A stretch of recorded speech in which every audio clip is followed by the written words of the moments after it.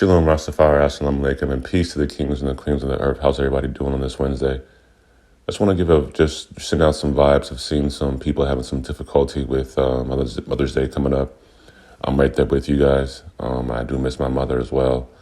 And I understand that it could trigger some issues and trigger some tears and some emotional events. So let you know that we're all here. We're all praying for you.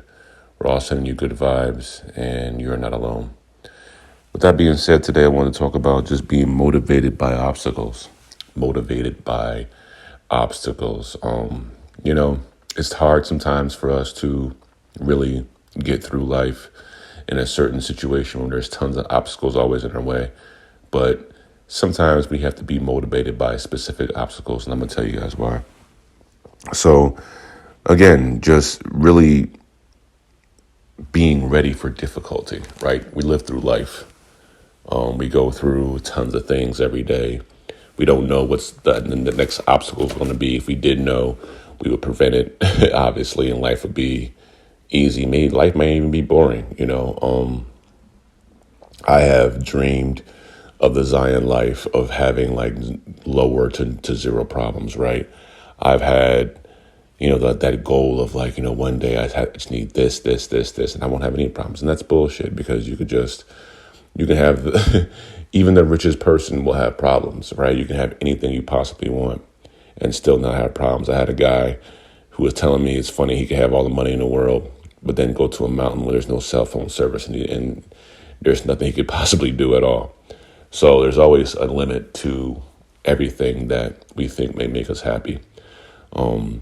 However, that doesn't mean that every obstacle we have one or two choices. One, we can get sad about it. We can mope. We can make it crush us. Two, we can also take the obstacle, learn from it, and then let it make you stronger. I think that it could be tough for us to just do that a lot, but I think that in essence, in life, when we see things that may make us feel a certain way, we have to channel it into motivation, because we don't even have time nowadays to really be, stringing along of time of depression. I understand people go through things, and you take a day off, take a couple of days off. You may take a break, a vacation. You may go see some people. I understand that, but there's a time when it just has to change over or turn over, and you have to be ready for that. And so some of the things are just one, I really got into healing myself the last maybe year and a half, especially 2 years. Especially the last, I'd say 8 or 9 months, maybe 10 months even. I really, really, really honed in on healing myself. I was doing it before, but I feel that what happened was that God put obstacles in my life to let me know that I needed to continue to heal, right? Go through some things, and you need to heal somewhat, but you don't do it. And then you find out why you need to heal. So then you heal, and you might just heal for a couple months, or you might just heal for a few times, and you're like, okay, I'm a better person, ready to come out.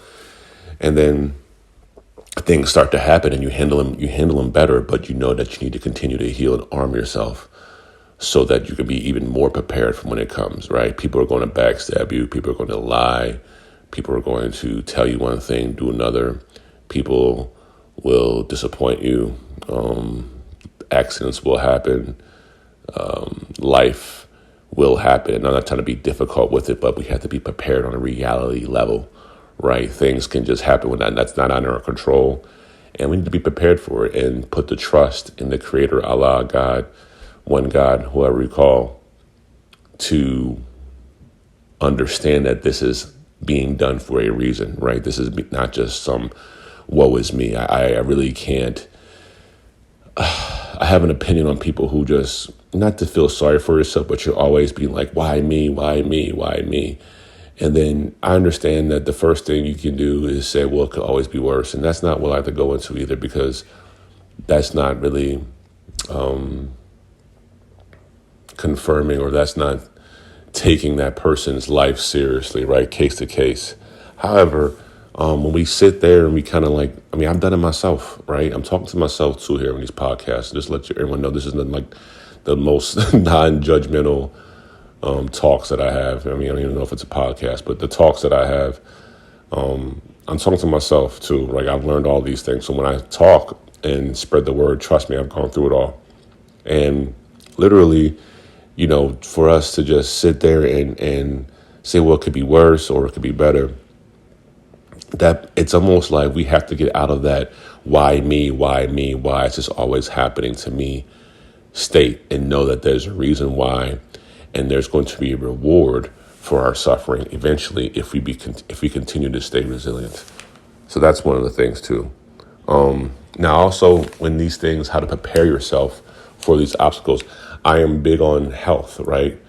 Eating better, keeping yourself in shape, just taking that extra step. It doesn't mean, like, I think people really get into this realm where they're like, if they want to be healthy, it's all or nothing. And I get, excuse me, I get that, right?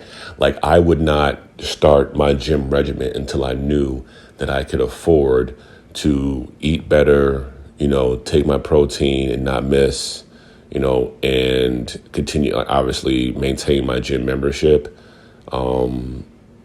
Fortunately, gym clothes and gym accessories aren't that expensive, but the herbs, the food, making those choices because you ultimately want to reward yourself for getting up every day and going to the gym. So in turn, what do? You eat better. But I think that in essence, I think that we all know eating better makes us feel better, no matter what size you are, ethnicity, what. Being in a better mindset starts with actually your stomach. Your stomach and your mind go hand to hand. So eating better, eating more fruits, eating more vegetables, just taking a little bit of extra steps to continue to eat better will help you be better when you have specific obstacles in your life. I truly believe that. I think that if I wasn't in the same shape that I was, or if I was in the same shape that I was, let's say 2 or 3 years ago during the pandemic, there's no way I'd be able to handle some of the things that have happened over the past year or two the way I've handled them. I promise you that. So we have to also take in consideration that we have to arm ourselves by eating better and living better. Surrounding yourself with good people. Sometimes it's just one person. Sometimes it's just one person that has your back. Sometimes it's a couple people that have your back because you're moving around. Sometimes it's just sometimes it's just you, unfortunately, or fortunately. I've been raised as an only child most of my life, right? I'm the only child from my mother, so I pretty much have learned, excuse me, and I've also found out about myself that I have no problem being alone, and that doesn't mean that I don't want nobody around me. It doesn't mean that I don't want, specific relationships whereas on any level. But if I'm alone, that is something that I am not scared to be. And I think most people have to get to that situation because then that will allow you to, if there are obstacles, one, if there's no one around, you can handle them yourself.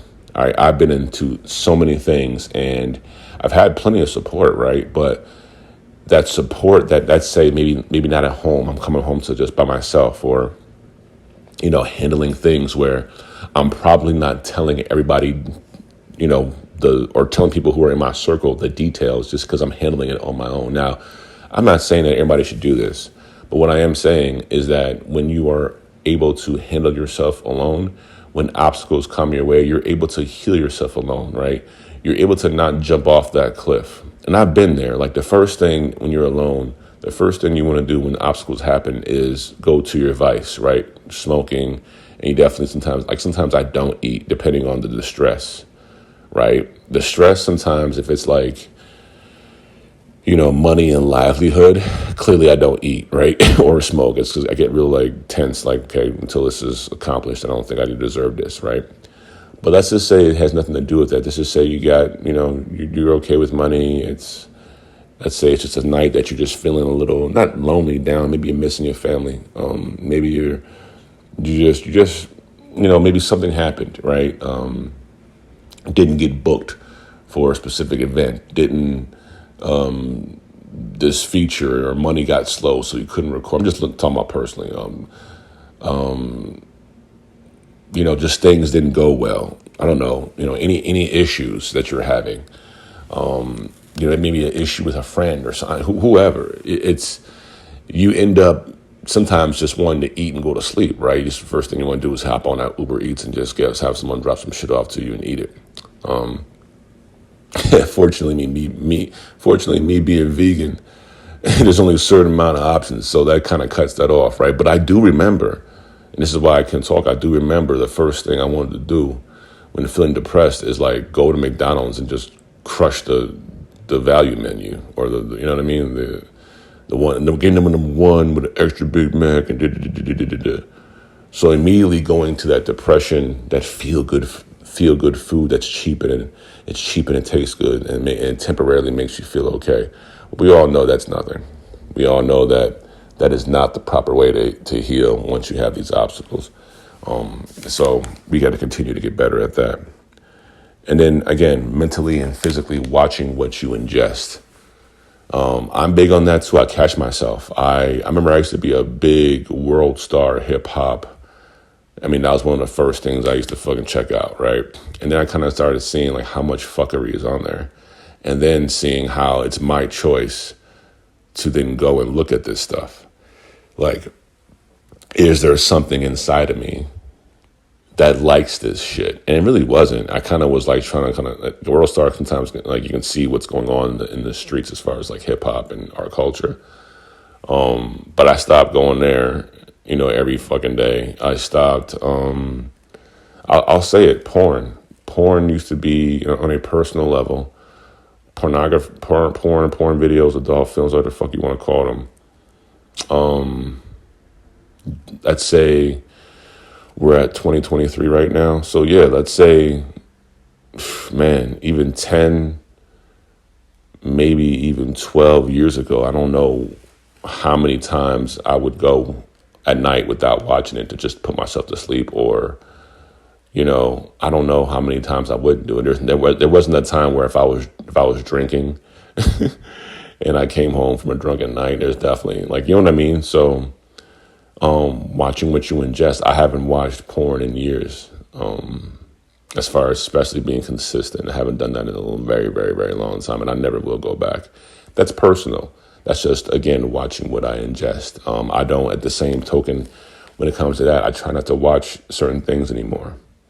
If someone's like, watch this person get shot, killed, I don't want to watch that. The only pain that I know I'll watch because I feel that I have to, because I feel like I am giving that person a voice, a soul, and keeping that person alive, is that when one of my black people are killed by the police on camera or even mishandled, I have to watch that, because to me it's like that's the line that's like the soldier stepping up, like we have to do this, we have to watch this, because no one else is going to fight for us but us when it comes down to it. So if you are in line and you're lined up like how you say you are, then you would watch that and spread the awareness. Or maybe you wouldn't watch it, but I'm one person that's going to watch certain things like that, only in the sense that other people won't, and I know they won't. So those are the things that I will ingest as far as that might be bad, is watching my people, because I need to have that detail so I can report it right. Other than that, I try to keep myself away from that shit, right? So watching what you ingest, because ultimately you're arming yourself better.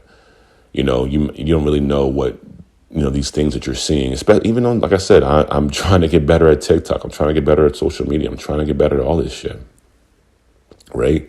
Like I'm just trying to get better at not looking at things or unfollowing people who are just, I think my Instagram is pretty good now, right? But I say maybe 4 or 5 years ago, who knows what was popping up on my timeline. So watching what you ingest to make yourself better when it comes to navigating through these obstacles in a better way. And then using it as motivation. That's one of my last things, is using the obstacles as a motivation. It's almost like a shift change. That doesn't mean you get like happy when an obstacle comes, like, oh, great, thank God. I'm not fake like that. Like no one wants too much difficulty in their life, right? But using it as motivation. I've gotten better at that over the past, like it feels like every year, every time there's a kind of an obstacle, I've gotten better at that. I've gotten better at not saying things. I've gotten better at not saying subliminal stuff. You know what I mean? I got better at seeing people's actions, seeing what they do, and not saying anything. So to keep them wondering, what does he think about that? You don't know. I might have been hurt by that. I might have been, because maybe you said something and didn't do what you said you do, or maybe you were attacking me, or maybe you're just proactively doing something to me that I'm not even doing anything to you. I look back and I get quiet on those moments. I sit back and I meditate and I decipher it in my head and go to the faith, go to what I know, and channel it as motivation. And ultimately, with this all said and done, and this should be first, and I don't know if anyone listening to this is this spiritual as I am, but getting more spiritual throughout my life and throughout, just going forward has really helped me when it comes to navigating or being motivated through these obstacles. And again, I don't know how people are. If you are, believe in specific things, that's fine. But in my opinion, and what I know is the truth, is that, putting a lot of trust in the head creator, putting a lot of trust in Allah, putting a lot of trust in Jah, Jehovah, putting a lot of trust in the Most High, and putting that energy into not just giving up like, oh, that's what it is, but choosing when to fire back and when to not. And most of the time, you're not going to need to fire back. Some people want you to fire back. Some people want you to come out of character. Some people want to shake you in your entire upbringing or path, which is weird to me because it's like I don't even have time to do that, and I have time. You understand? Like I have a good amount of time during the day, and I could easily go hate on 20 people, and I would never hate on one person, no matter what they did. There's people who are currently doing things that are just weird and stupid at this point, and I could easily make their life a living hell. I could break up friendships. I can get people fired from their job, but I'd rather not. I'd rather have them continue to show how stupid they are, how much karma they're building up, and use that as motivation to be like, well, you wouldn't be talking shit about me if there's nothing to talk about. I saw a quote on 50 Cent. It's like, if I was nothing to you, you wouldn't even hate me. And that's a deep quote, because there's people who are doing stuff. I don't hate you. I don't care for you. You're nothing. You continue to do that. That's actually worse to be like, I hate you, because there's an emotional tie to that. You see that? There's people who are doing stuff like, I don't care what you do. I don't care. That's worse than like, I hate you. I hate, because you have you have emotions. I hate this person. Your emotion. When you say I don't care, I don't even hate them, because I don't want hate in my heart or head for anybody, but I don't care.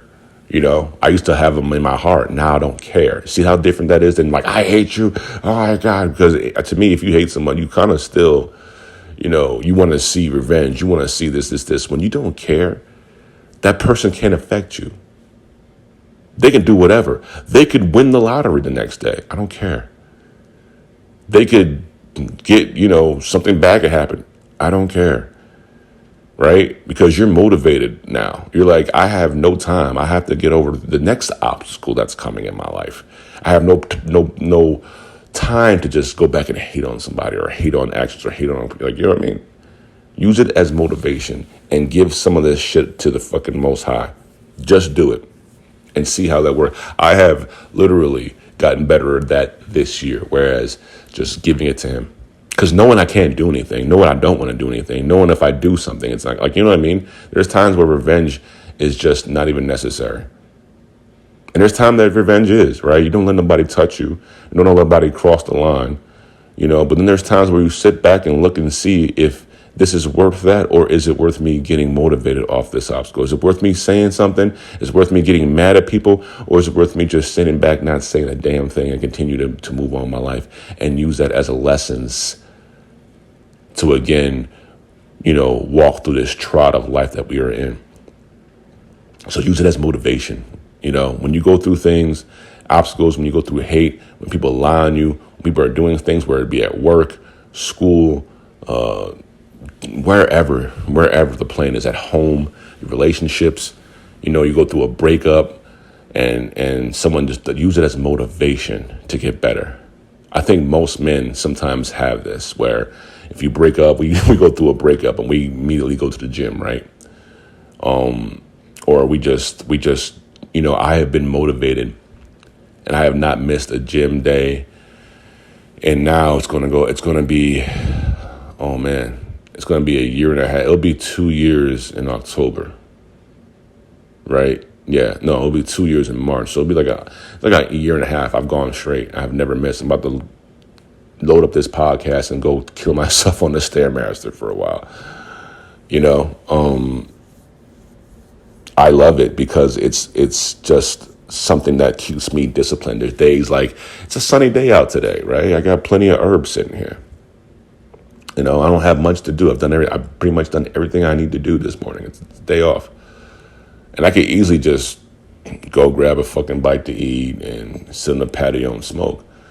But I'd rather go do what I need to do, which is do this podcast, make some phone calls, go do my cardio, come back, continue to do some things. I need to, maybe look around, maybe do a little cleaning, throw a load of laundry in, do whatever I can, and then I'm going to enjoy my time. Right? Because I'm motivated against these people. I'm motivated against anything, really. Right? And sometimes you need that extra motivation to become successful. I know God does things to me because he knows that I operate better when I have a chip on my shoulder. He knows that, and I know that he knows that. I've seen myself operate when I have a little bit of a chip on my shoulder. We all do. And sometimes that chip needs to be kind of like, add a little bit. Oh, yeah, they're sleeping on you. Maybe you're getting too comfortable. So, motivated by the obstacles. Excuse me. Thank y'all for listening again. It is Wednesday, and I hope I kind of ran long on this one. I didn't even know if I was going to run this long. But I hope everyone's doing well. I hope you have a great day. Keep on being motivated by the obstacles.